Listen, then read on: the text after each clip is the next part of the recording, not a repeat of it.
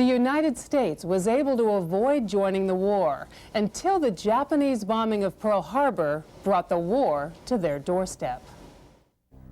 In the Pacific, the Japanese forces are meeting with greater success, occupying portions of eastern China.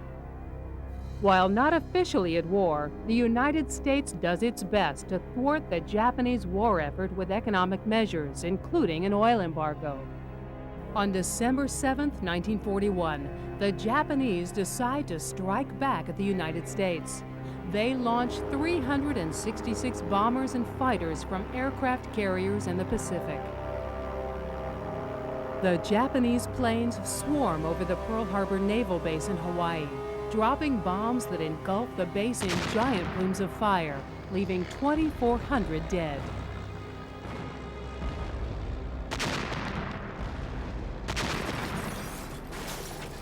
Most stinging are the hits on Battleship Row, like bombs dropped on the states of America itself. The Arizona, the Nevada, the Oklahoma, the California. 18 ships in all. A devastating blow to the American Navy. Hitler is elated. He becomes convinced that with the Japanese at his side, he will win the war with or without American involvement. Standing before Congress, FDR declares December 7th is a day that will live in infamy and asks to declare war on Japan. A state of war has existed between the United States and the Japanese Empire. An outraged Congress is unanimous in its approval, and so the arsenal of democracy picks up arms and wades into the fray. Under heavy attack, General Douglas MacArthur retreats from the Philippines and the island of Corregidor, but vows that he will return. It isn't until the Battle of Midway that the tide turns. Midway Island, located midway between the Aleutian Islands and Hawaii, is of strategic importance. If taken, it will provide the Japanese with a staging ground to launch attacks on the west coast of the United States. The American Navy learns of a Japanese plot to split the attention of the American fleet with simultaneous attacks on the Aleutians and Midway.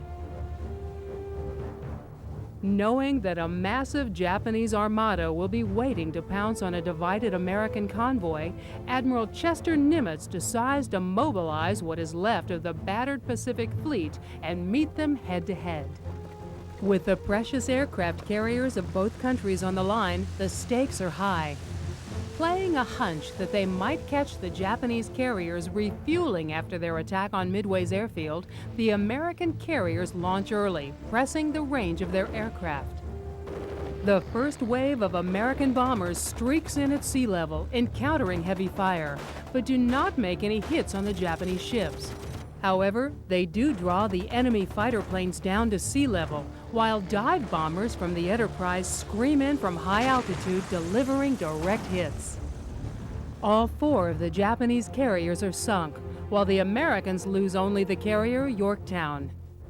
With the Japanese fleet so drastically reduced, they're now on the defensive.